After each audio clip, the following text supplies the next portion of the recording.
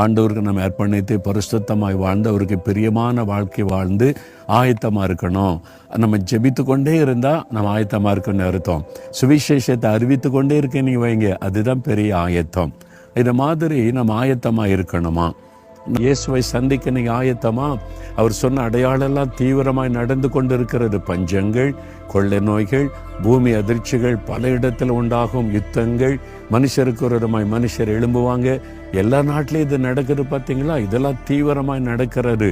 அவருடைய வருகை சமீபம். அவரை சந்திக்க நீங்கள் ஆயத்தமா? இல்லாட்ட ஆண்டோட்ட சொல்லுங்க, ஆண்டவரே நீர் வரும்பொழுது நான் உண்மை சந்திக்கணும், உண்மை சந்திக்க என்னை ஆயத்தப்படுத்தும் அப்படின்னு ஜெபிக்கிறீங்களா? அதான் ரொம்ப முக்கியமான காரியம். இருதயத்தில் கை வைங்க. இயேசுவே நீர் வரும்பொழுது உண்மை சந்திக்க நான் எப்பொழுதும் ஆயத்தமாக இருக்கணும்.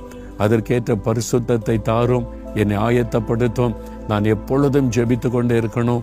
தினந்தோறும் சுவிசேஷத்தை அறிவித்து கொண்டே இருக்கணும்.